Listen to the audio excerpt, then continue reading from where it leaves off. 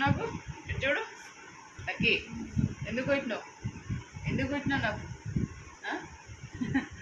మధ్యాహ్నము పడుకున్నా, ఆల్రెడీ పడుకోను, మంచిగా నిద్రలో ఉన్నా. వచ్చి ఇదిగో ఇక్కడ మీద పడింది లిప్స్ పైన, ఇదిగోండి ఇక్కడ పడ్డది. అబ్బా ఒక్కసారిగా ప్రాణం పోయినంత పని అయింది సడన్గా. అది కూడా కాలో చేయగలదు, తలతో కొట్టింది. ఇది చాలా పెయిన్ అసలు నిజంగా. ఒక్క 5 నిమిషాలు అయితే ఏం మాట్లాడే అంత కోపం కంట్రోల్ చేసుకున్నా. సడన్గా ఇదిగో ఇలా పడేసరికి బ్లడ్ వచ్చేసింది. ఇదిగోండి, కానీ ఏం చేస్తాం, కావాలని చేయలేదు కదా అని మళ్ళీ అలా కాంప్రమైజ్ అయిపోయినాం కదా. వాళ్ళకి ఎందుకు మీద పడ్డాను? ఇది చూడు, ఇగో మమ్మీకి దెబ్బ ఎక్కటది అని చూడు. ఇగో మమ్మీకి చూడు ఎట్లా కొట్టినావు, ఇక్కడ చూడు, అక్కడ కాదు, ఇక్కడ చూడు. ఇగో ఇక్కడ ఎట్లా కొట్టినావు నా మీద? ఇగో బ్లడ్ వచ్చింది చూడు, ఇటు అటు కాదు. ఏం చెప్పినా అవుతుంది మళ్ళీ. ఇది చూడు, నాకు ఎందుకు కొట్టినావు? ఎందుకు కొట్టినావు? ఎందుకు అవుతాడు మళ్ళీ? చూడు ఇగో మమ్మీకి ఎట్లా దెబ్బ తాకింది చూడు. ఇగో ఇటు చూడు. ఎందుకు మీద ఎందుకు పడ్డాం మరి? మీద ఎందుకు పడ్డాం? ఇంకేం తెలియనట్టు అమాయకమైన ఫేస్ మళ్ళీ. ఇంకేం అసలు నాకేం తెలియదు అన్నట్టే. ఇంకా అట్లా కొడతారా మమ్మీని చెప్పు? అట్లా కొడతారా? చూసుకోవాలి కదా. నాకేమైనా ఎవరు చూసుకుంటారు మరి? నీకు మంచిగా వాడుకుంటా మరి. నేను లేవా ఇక మొత్తం నువ్వు మీ డాడీ నువ్వే చూసుకోవాలి, సరేనా? ఎవరో లాస్ట్ వీడియోలో అన్నారు, కామెంట్ చేశారన్నమాట, అక్క లక్కీకి పిలకలు అవసరమా, మంచిగా హెయిర్ కట్ ట్రిమ్ చేయండి అన్నారు. మీ అందరికి తెలుసు కదా, ఇంటి ఫంక్షన్ కోసమని లక్కీ తల్లికి హెయిర్ పెంచానని. ఆ ఫంక్షన్ అయిపోయిన తర్వాత ఎట్లాగో ట్రిమ్ చేస్తాను అనుకోండి, ఎందుకంటే పాపం దానికి కష్టం ఎందుకు, హ్యాండిల్ కళ్ళలో ఊరికే రావడం, చిక్కులు అయిపోవడము, అంత ఇబ్బంది ఎందుకు, కొంచెం గృహప్రవేశం ఫంక్షన్ అయ్యే వరకు అని చెప్పేసి అలా పిలకలు అయితే ఉంచాను అంతే. ఇంకా అంతకు మించింది ఇబ్బంది ఏం లేదు. కొన్ని రోజులే ఆ పిలక. ఒక్కొక్కరు ఒక్కొక్క కామెంట్ పెడుతున్నారు, పిలక బాగుందని. ఒకళ్ళు లక్కీ నెత్తిపోయిన తాడి చెట్టు మొలిచిందని, కొబ్బరి చెట్టు మొలిచిందని కథలుగా ఉన్నారు. ఒకరు పిలకలు వద్దు, అది ఇది బాగాలేదు. అది రీజన్ అయితే ఇది. యాక్చువల్గా కొన్ని రోజులు అయితే ఉంచిన తర్వాత తీసేద్దాం.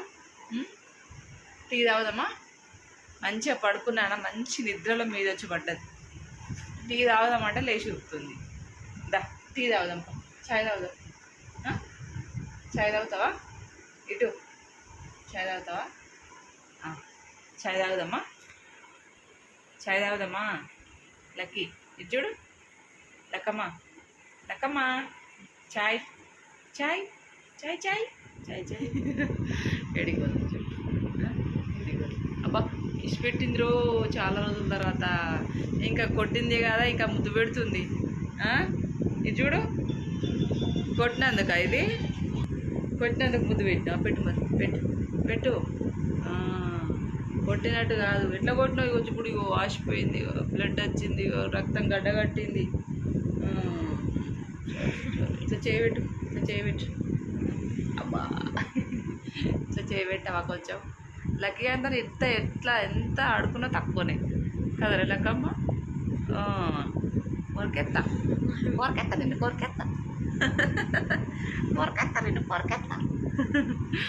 లక్కమ్మ. ఇటు చూడు లక్కమ్మ. ఓయ్ లక్కమ్మ, ఎంత లాడ్ చేపించినా, ఎంత గారవం చేసినా తక్కువనే లక్కీ. అది తక్కువనే.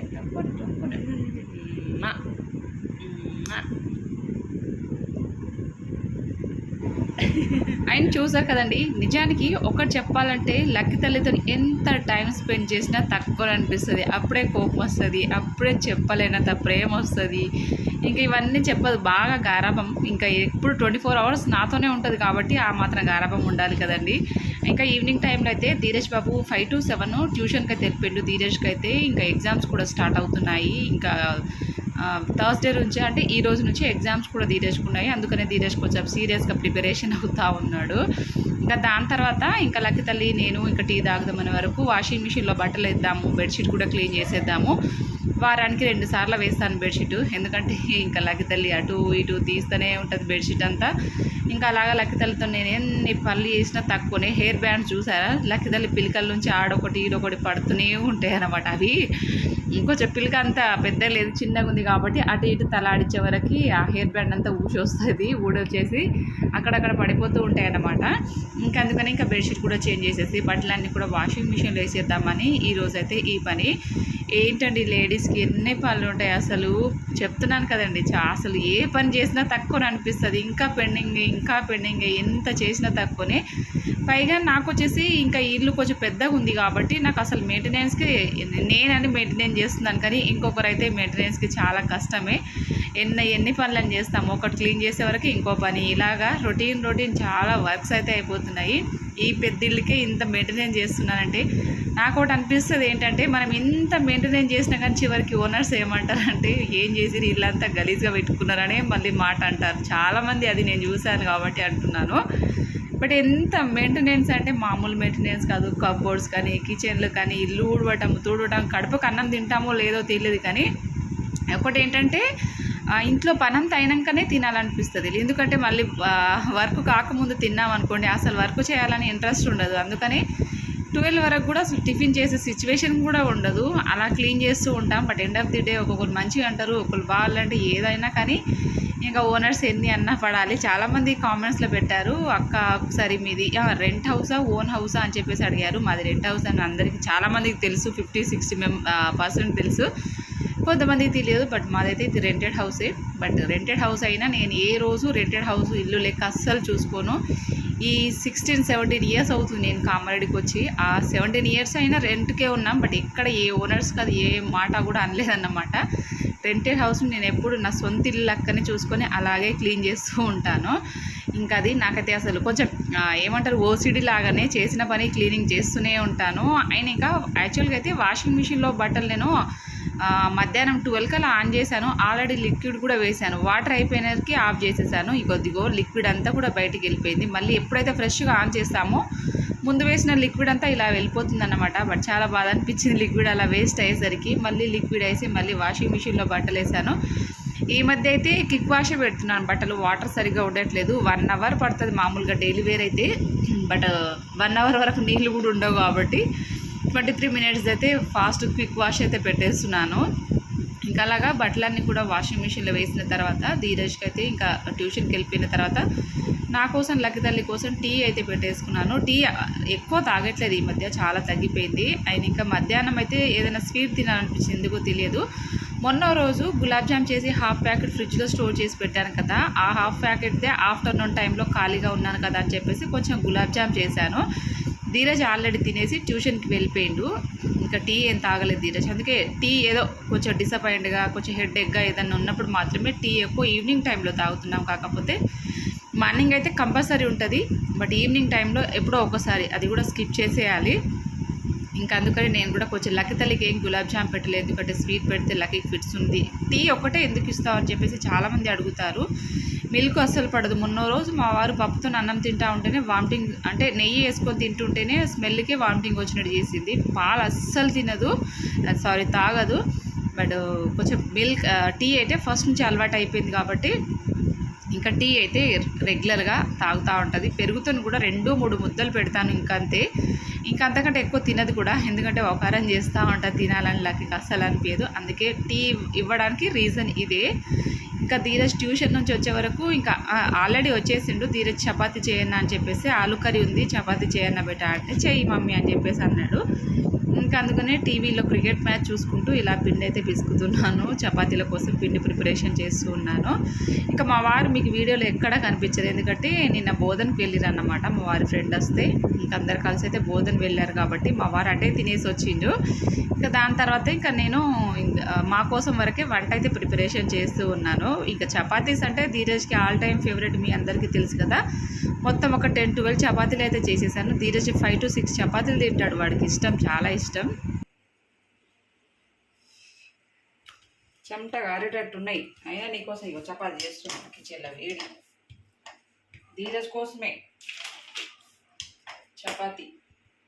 ఓల్ అన్నాడు ఫస్ట్, ఏమని చేస్తా అని. అవునా? నేను అన్ననా అవును. కొనుకొచ్చుకోరా అన్నా, ఆ, నువ్వేమన్నావు? నువ్వే చెయ్యి అన్నావు. ఆ. ఏం చేస్తా ఇక సచ్చేటట్టు. సర్లే అని చేసేసిన. చపాతీకి కాంబినేషన్గా ఆలూ కర్రీ.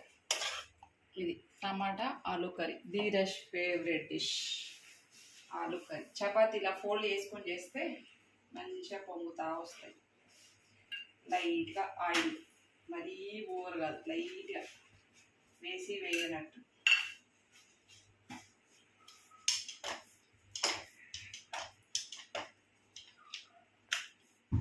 అండ్ ఇంకా నేను చపాతీ చేస్తుండగానే ధీరజ్ తింటా మమ్మీ అని చెప్పేసి ఆల్రెడీ చపాతీలు పెట్టుకొని ఇంకా తింటూ ఉన్నాడు. ధీరజ్ ప్లీజ్ బెట్టా, చపాతీలు చేస్తూ ఉన్నాను కదా, అక్కకి తినిపించవా, నువ్వు తింటా ఉంటే అక్క ఇలా చూస్తూ ఉంటుంది అని చెప్తే, నిజానికి ఇలాంటి కొన్ని చూసినప్పుడు మనసుకి ఎంత బాధ అనిపిస్తుందో. నిజానికి నాకైతే కళ్ళెంబట నీళ్ళు వచ్చేసినాయి. వాడు అలా అల్లకి కన్నం చపాతీలు తినిపిస్తూ ఉంటే. సో వాడికి అలా చెప్పాను, నేను కనీసం చపాతీలు చేసే వరకు అక్కకి తినిపించి పెట్టా అంటే ఇంకా వాడు తినిపిస్తూ ఉన్నాడు. కానీ ఒక్కటి అనిపిస్తుంది, నా కొడుకు ఇప్పటి నుంచే ఇన్ని రెస్పాన్సిబిలిటీలు, ఇంకా ముందు ముందు వాడికి చేయాల్సిన పనులు చాలా ఉన్నాయి. ఎందుకంటే వాడికి తెలియాలి అన్నీ. ఎందుకంటే ఏ రోజు ఎప్పుడు ఎలా ఉంటామో తెలియదు కదా, వాడికి అన్నీ తెలియాలి. మా అక్కకి నేను తినిపిస్తేనే మా అక్క తింటుంది, ఎవరు పెట్టినా కానీ తింటేనే, ఇంకా తినిపిస్తేనే తింటుందని వాడికి మైండ్లో ఫిక్స్ అయిపోవాలి. ఎందుకంటే లక్కి ముందు పంచభక్ష పరమాణాలు ఉన్నా కానీ చేతితో తినలేదు కదండి, పస్తులైనా ఉంటుంది కానీ తినలేని సిచ్యువేషన్ కాబట్టి తినిపించాలని చెప్పేసి వాడికి ఒకటి నేను ఎప్పటి నుంచే అలవాటు చేస్తున్నాను అనమాట. ఎందుకంటే అక్కకు తినిపించాలి, వాడి బాధ్యత అని చెప్పేసి ఎప్పటికప్పుడు వాడికి గుర్తు చేస్తూనే ఉంటాను. బట్ ఇలా చూస్తూ ఉంటే చాలా బాధ అనిపించింది. ఎవరికి తినిపించాలి, ఎవరెవరికి తినిపిస్తున్నారు అని చెప్పేసి గుర్తు తెచ్చుకొని చాలా బాధ అనిపిస్తుంది. కానీ కొన్నిసార్లు నిజానికి ఏడుపు వచ్చేస్తూ ఉంటుంది ఇవన్నీ చూసినప్పుడు. బట్ ఏం చేస్తాం, కొన్ని మన తలరాతలు ఎట్లుంటే అట్లా నడుచుకొని వెళ్ళాలి ఇంకంతే. బట్ ఎనీవేస్ ధీరజ్ కొన్ని విషయాలు అంటే నేను ఎప్పుడైనా బయటికి వెళ్ళినప్పుడు, ఏదైనా వర్క్ మీద బయటికి వెళ్ళినప్పుడు, సమ్మర్ కదండి, అక్కకి వాటర్ తాగిస్తూ ఉండాలి బెట, మధ్య మధ్యలో నువ్వేది తిన్నా కానీ అక్కకి తినిపిస్తూ ఉండాలని చెప్పేసి వాడికి చెప్పేసే వెళ్తాను. వాడు కూడా యాజ్ ఇట్ ఈస్గా అలాగే చేస్తాడు. వాటర్ తాగించినావా బెట అంటే నాకంటే ముందే చెప్తాడు తాగించిన మమ్మీ అని చెప్పేసి. బట్ చాలా హ్యాపీగా అనిపిస్తుంది. సో అది అలాంటివన్నీ ఈ లైఫ్లో ఎట్లా అంటే అన్నిటికీ అడ్జస్ట్మెంట్ అవ్వడం, నేను అడ్జస్ట్ అవ్వడం, నాతో పాటు పిల్లలు అడ్జస్ట్ అవ్వడం, ఇది ఒక రొటీన్ అయిపోయింది అన్నమాట మాకు. బట్ అది ఏం చేస్తాం, ఇంకా ఎట్లుంటే అట్లా నడవాలి, లైఫ్ని లీడ్ చేయాలి. ఇంకా అంతకు మించింది మన చేతిలో ఏం లేదు కదండి, ఇంకా ముందుకు వెళ్తూ ఉండాలి ఇంకంతే. బట్ కొన్ని అలా చూస్తూ ఉన్నప్పుడు బాధ అనిపిస్తుంది అన్నమాట, ఏం చేస్తామండి ఇలాగా. బట్ ఇదిగో ఇంకా అంత వర్క్ అంతా కిచెన్ కావాలి, ఇవన్నీ వర్క్స్ అన్నీ అయిపోయిన తర్వాత లక్కి తల్లికి మెడిసిన్స్ వేశాను. ఇంకా ధీరజు మమ్మీ క్రికెట్ ఆడదాం మమ్మీ అంటే ఇంకా ఏదో సింపుల్గా ఇలా కొంచెం వాడి కొంచెం టైంపాస్ అవ్వడానికి, మరీ గట్టిగా కొట్టేంత పెద్ద ఇల్లు అట్లా ఏం లేదు కానీ కొంచెం వాడి కోసం ఏదో తృప్తి కోసం అలా ఆడి చూపించాను. వాడు కూడా హ్యాపీ, నేను కూడా హ్యాపీ. ఇలాంటివన్నీ చిన్నవన్నీ ఏదో లైఫ్లో చూసి చూడనట్టు అన్నీ ఇంకా ముందుకు లీడ్ చేస్తూ ఉన్నాము. లైఫ్ చివరికి ఎంతవరకు వెళ్తామో తెలియదు కానీ ప్రస్తుతానికైతే ఇది ఇవాల్టి వీడియో. ఇది వీడియో నచ్చితే లైక్ చేసి కామెంట్ చేసి సబ్స్క్రైబ్ చేసుకోండి. Thank you very much for watching.